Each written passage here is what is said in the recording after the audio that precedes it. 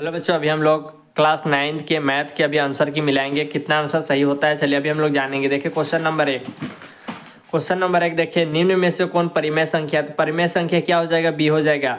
इसको हम बता चुके हैं बच्चों, आप सिर्फ आंसर बता दे रहे हैं कि आपके आंसर मिलाते हुए चलिए। क्वेश्चन नंबर 2 का शून्य क्या है, तो शून्य क्या है, एक परिमेय, शून्य क्या है, एक परिमेय संख्या। इसका सही आंसर हो जाएगा ए नंबर। अब देखिए तीसरा नंबर को भी देखिए, इसका बराबर है। 3 नंबर क्या है, बराबर है, ये क्या हो जाएगा, इसका सही आंसर हो जाएगा 1/3, इसका सही आंसर हो जाएगा बच्चों। आप देखिए चौथा नंबर देखिए बच्चों, 1/√2 का परिमेयकरण है। तो परिमेयकरण क्या है, तो परिमेयकरण काफी आसान था, इसको भी हम लोग बता चुके हैं। देखिए इसका सही आंसर क्या हो जाएगा, इसका सही आंसर हो जाएगा बी नंबर, √2/2, इसका सही आंसर हो जाएगा। अब देखिए 5 नंबर का आंसर क्या होता है, 36 1/2 का मान होगा। इसका सही मान क्या होगा, इसको जब हम काटेंगे अभाज्य गुणनखंड करेंगे, इसका आंसर क्या हो जाएगा, सी नंबर। अब देखिए बच्चों 6 नंबर का आंसर क्या होता है, 6 नंबर का आंसर देखो, इतना इतना किसके बराबर है, इसका सही आंसर क्या हो जाएगा, ए नंबर। इसका आंसर, इसका जब हम हल करेंगे तो इसका आंसर क्या इतना आ जाएगा, 2 आ जाएगा। अब देखिए बच्चों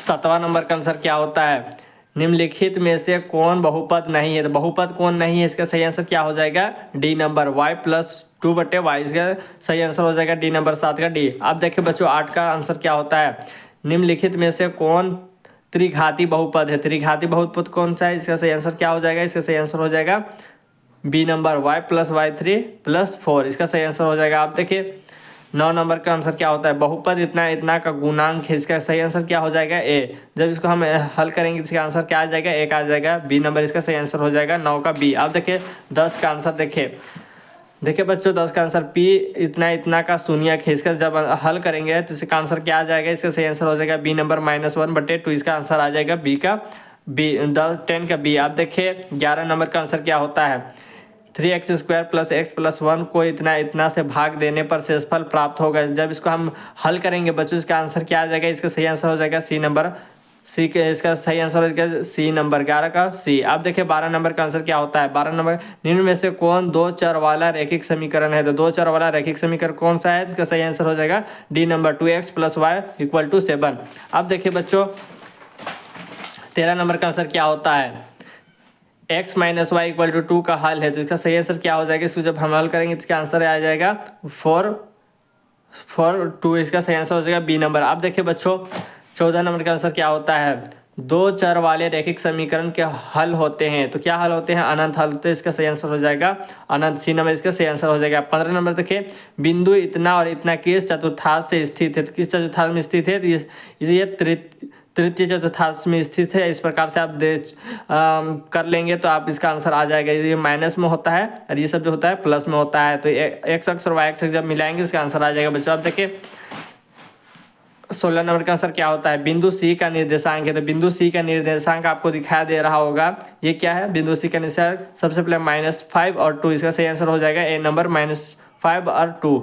आप देखिए बच्चों 17 नंबर का आंसर क्या होता है, 105 का समपूरक कोण है, इसका सही आंसर क्या हो जाएगा, इसका सही आंसर हो जाएगा डी नंबर, 75 डिग्री। आप देखिए 18 नंबर का आंसर क्या होता है, यदि दो कोणों का योग 90 डिग्री हो तो उन कोणों को क्या कहते हैं, उन कोणों को क्या कहते हैं, पूरा कोण कहते हैं। सही आंसर हो जाएगा सी नंबर। अब देखिए बच्चों 19 नंबर का आंसर क्या होता है, आकृति में वो भी एक सरल रेखा है, सरल रेखा, तो x का मान क्या होगा, तो x का मान क्या निकलेगा, इसको जब 180 डिग्री में 180 डिग्री का इसका निकालेंगे बच्चों, इसका सही आंसर क्या हो जाएगा, 108 हो जाएगा।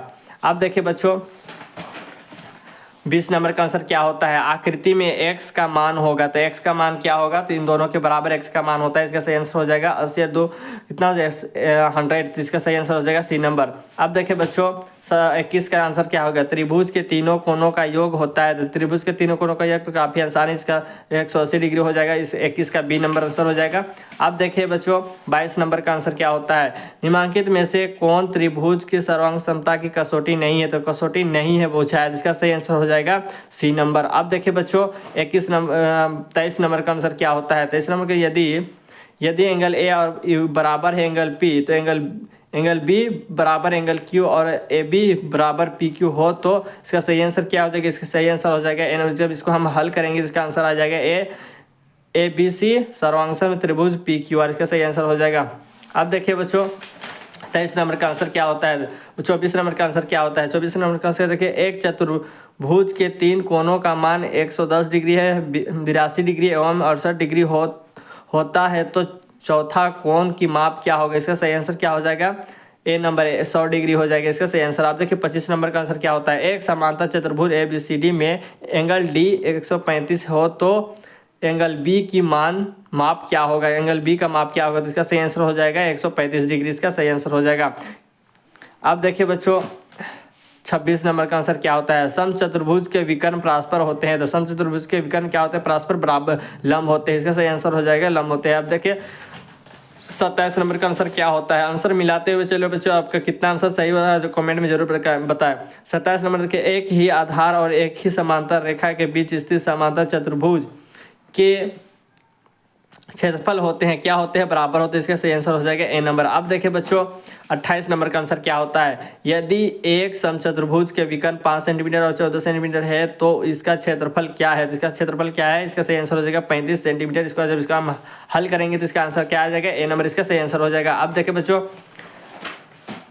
29 नंबर, एक चक्रीय चतुर्भुज में एंगल ए और एंगल सी बराबर है तो इसका सही आंसर क्या हो जाएगा? सही आंसर हो जाएगा 180 डिग्री। अब देखिए बच्चों 30 नंबर का आंसर क्या होता है? वृत्त की सबसे बड़ी जीवा होता है, तो वृत्त की सबसे बड़ी जीवा क्या होता है? व्यास होता है, इसका सही आंसर हो जाएगा बी नंबर। अब देखिए बच्चों 31 नंबर, पटरी और प्रकार की सहायता से कोण की रचना संभव नहीं है, तो इसका सही आंसर क्या हो जाएगा?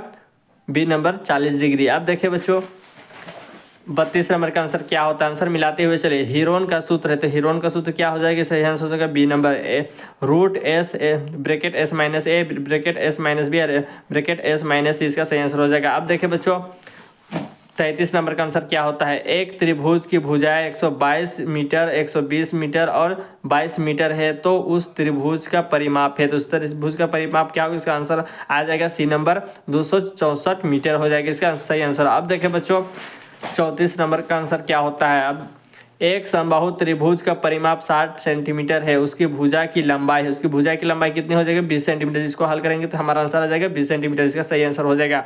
आप देखिए 35 नंबर का आंसर क्या होता है? यदि एक घन का कुल पृष्ठीय क्षेत्रफल 96 सेंटीमीटर स्क्वायर है तो घन का आयतन है, इसका घन का आयतन हम जब निकालेंगे इसका सही आंसर क्या हो जाएगा? 64 सेंटीमीटर क्यूब आंसर में आ जाएगा, क्यूब में आंसर आएगा, इसका सही आंसर हो जाएगा। अब देखिए बच्चों 36 नंबर का आंसर क्या होता है? यदि एक बेलन की त्रिज्या r है और ऊंचाई h है तो उसका वक्र पृष्ठीय क्षेत्रफल होगा, तो वक्र पृष्ठीय क्षेत्रफल क्या होगा?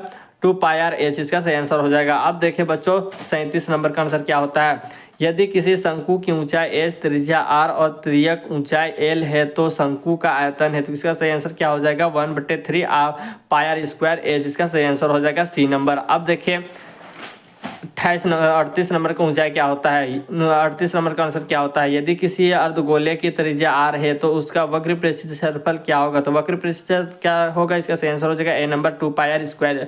अब देखिए 39 नंबर का आंसर क्या होता है? वर्ग अंतराल 10 - 25 की उच्च सीमा है, तो उच्च सीमा, इसका सही आंसर क्या हो जाएगा? इसका सही आंसर हो जाएगा बी नंबर 25।